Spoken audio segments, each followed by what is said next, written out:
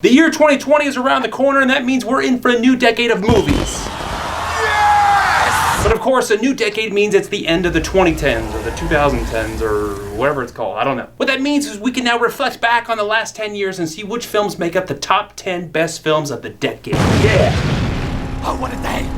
What a lovely day! Now, before you start bashing me for jumping into this a few months before the end of the year, there's just no way anybody could see every single movie of the past decade. There's been roughly over 6,000 movies released since 2010, and I've seen maybe 10% of them. And I highly doubt you've seen more than 20% of them, so shut your trap! But of the hundreds of films that I did see in the past 10 years, this list was a lot more difficult to put together than I thought. So here are a few quick honorable mentions that almost made the cut. Well, it's cool. I have it under control. I will get it under control. I will call someone and see what the next move is, but this is going to be news now. Got a visual on heading west on 7th Street Bridge. So good. Hey, you, Jordan, you got this way all on your own. Did I? Good for you, little man. Little man. Good for you. Me, the little man. And let me tell you something.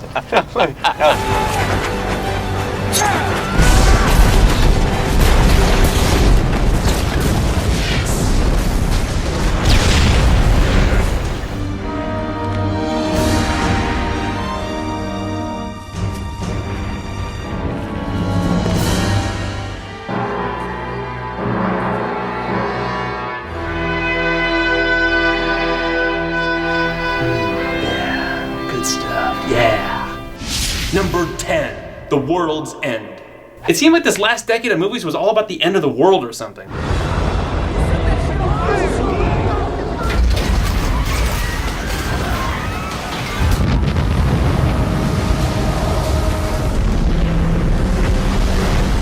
Donald J. Trump is now President of the United States. President Obama. But of all the apocalyptic films to come out, I have to give it to my favorite director, Edgar Wright's The World's End. Leave a light on, good lady, for though we may return with a twinkle in our eyes, we will in truth be blind. Drunk. It's a film about a group of childhood friends who reunite in their hometown for a pub crawl and discover the townspeople are now evil robots. And if that plot sounds really silly, it's because it is. He said that Newton Haven has been taken over by robots.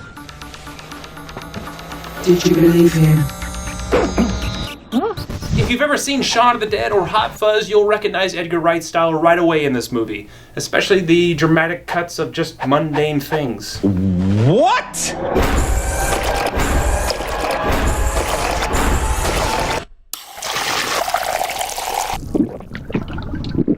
I don't believe this. When I first saw this film back in 2013, I actually didn't care for the ending that much, but it's grown on me a lot, and the rest of the film is just too good to ignore. I would say this is multiple movies wrapped into one because it gives us a hilarious, exciting, suspenseful, and creative movie-going experience.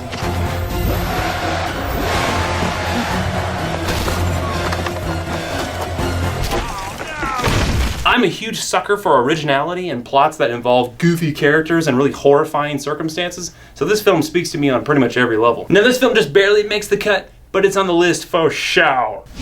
Number 9, Hacksaw Ridge. War movies are a dime a dozen, and after Saving Private Ryan and Band of Brothers, I don't know what else there is to say about war at this point. But then along comes Mel Gibson. Say what you want about Mel Gibson, but the son of a bitch knows story structure. Hacksaw Ridge is the true story of Desmond Doss and his heroic involvement on and off the battlefield in World War II. Private Doss, you are free to run into the hellfire of battle without a single weapon to protect yourself. Now look, I don't know how much of this is an accurate depiction of what really did happen, and I'm not going to deny that some of the romance scenes of this movie are kind of corny. I'll help you, but it's gonna cost you. What? A kiss. But this film is expertly made, and there's no question about that. It has that over-the-top, brutal action that Gibson is known for showing in his films, and the story here is just so remarkable, it's crazy. If you can get past all the blood and gore. Now, even if you don't appreciate all the religious undertones the film is sending your way, the ending of the film should leave you with an optimistic sense that there truly are good people in this world.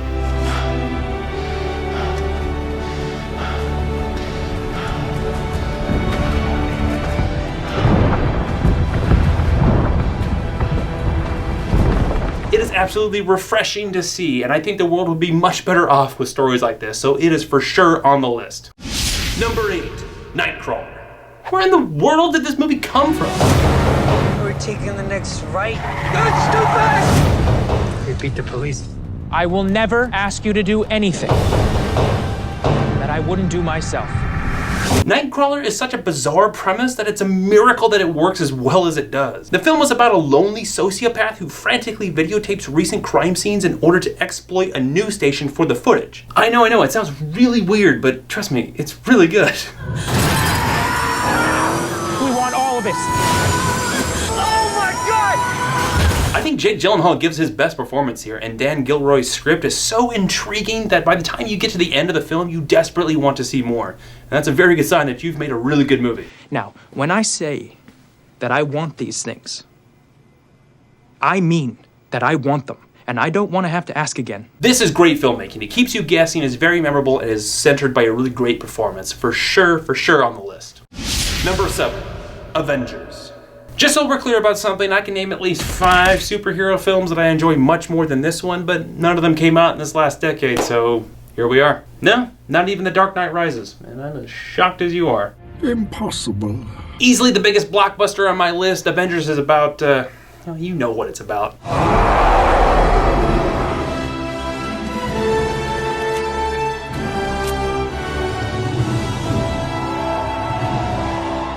Now, I've been very open about this. When I first heard of the premise and saw the trailer back in 2012, I thought there's no way this would work as a story. I have eaten those words, and I thoroughly enjoyed this movie. It's simply impossible to resist the amount of fun this film is having.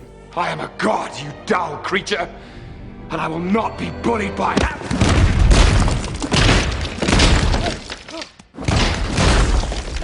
It's such a great time, and it's everything you want out of a summer blockbuster. I honestly think the secret weapon here is that writer-director Joss Whedon decided to not take it too seriously and just made it more of a comedy. That man is playing Galaga. Thought we wouldn't notice, but we did. Now, many people out there are going to say that Infinity War or Endgame were better than this one, but not Age of Ultron. And although I enjoy those as well, I think the first Avengers is the most fun, and it's the most complete because it stands by itself, and it's the most consistent in its delivery. Now, it's not usually my style to pick a superhero flick, but I had a great time, so it's on the list. Number 6, Snowpiercer. Holy moly, what a truly original idea. You're still determined to push ahead. Of course. This was another movie that just flew under the radar, but like most people, I discovered it on Netflix, and I was just blown away by its originality. Snowpiercer is a post-apocalyptic action thriller where all of humanity is stuck on a moving train, and the poor people in the back of the train stage a mutiny on the conductor. Yeah, it's another weird premise, but believe me, I suck at explaining a synopsis here, and I'm really underselling it to you.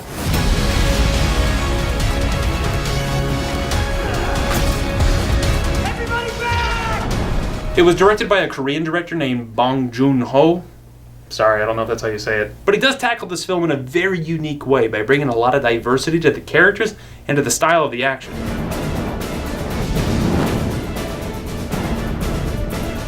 This film just surprises you as it progresses and supplies you with a really cool action flick that is sometimes brutal, but it keeps you guessing as to what it has next up its sleeve.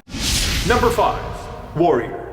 This film is predictable. Let's just get that out of the way right now. I know. Oh, you know? What do you know? Huh? Other than that, Warrior is an absorbing, entertaining, and very compelling drama. The film cuts back and forth between 2 estranged brothers who are training for a mixed martial arts event that has a lot on the line for both of them. It's simple in nature, but what sells this movie is the performances, especially from Nick Nolte. I'm just asking you if you can find a little better space in your heart to forgive me. The director, Gavin O'Connor, stages the drama so well here that by the time the 2 characters are duking it out at the end, you don't know which one you want to have win. I fell in love. What the hell was I supposed to do? You were supposed to stick to the plan. You were supposed to come with us. Mom needed you. I needed you. You're my big brother. You bailed on me. The second half where all the fighting happens is really great, but anybody who's ever watched a mixed martial arts fight knows that this is not realistic. But when you make us this invested in both of the characters, you end up with one of the best films of the decade, so it's definitely on this list. Number 4, Straight Outta Compton. So I know this may come as a shocker, but I've never heard of NWA. I mean, look at me.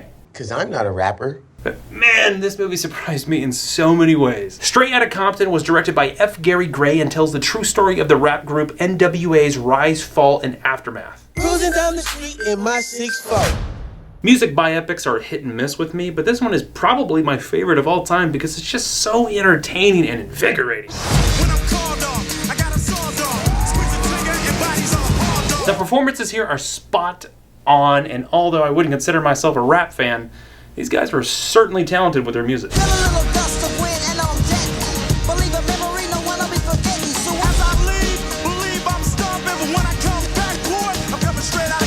if you have no problem with profane language, drugs, nudity, sex, and violence, then this is certainly going to be a movie you're going to love. One of the best of the decade for sure. Number 3, Blade Runner 2049. Blade Runner 2049 is easily the biggest surprise to me on this list because I will be very honest with you. I don't really care for the original Blade Runner. I didn't figure you as one for bull. I know that's an unpopular opinion, but that makes me shocked that I liked this sequel as much as I did. But I will admit that this film is long. Like almost 3 hours long, and they probably could have cut a good 20 minutes off the runtime, for heaven's sake. Now that being said, wow.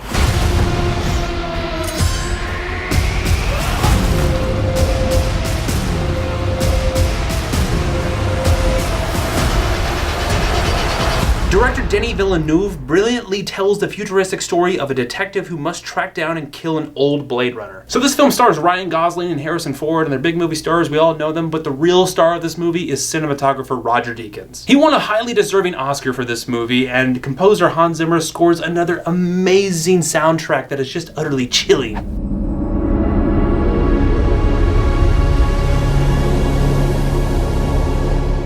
However, this film bombed at the box office, which is so disappointing because it's truly a work of art. And for the record, no, you do not have to see the original Blade Runner to know what's happening in this film. It certainly helps, but you don't need to see that one, so you should go see it now. Number 2, Gravity. This film is a ride. I saw this movie multiple times in theaters because it is just that, it's a ride.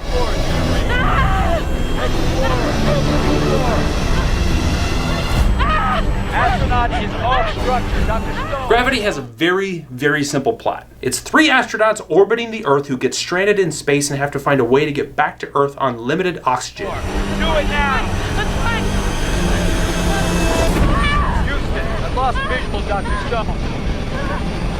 This film is so intense and amazing in its execution that anybody out there who says this film isn't any good because the story was boring, well, you and I can just step outside. I can't begin to express how much of an achievement this is in filmmaking, and considering it won 7 Oscars, I'd call this a bona fide masterpiece.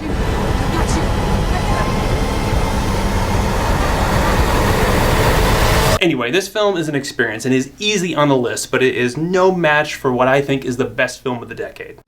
Number 1, Inception. It's called Inception. Already. Coming in at number 1 for the best movie of the decade is writer and director Christopher Nolan's Inception.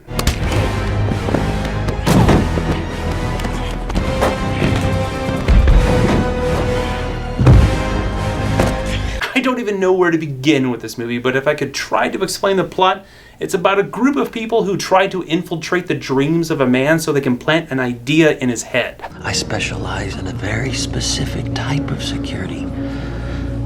Subconscious security. You're talking about dreams?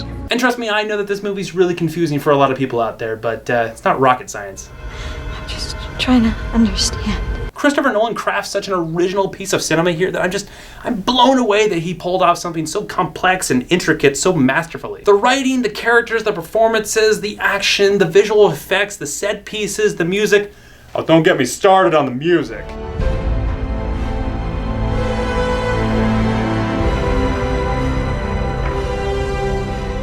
They're all just in peak form here. It's as good as it gets.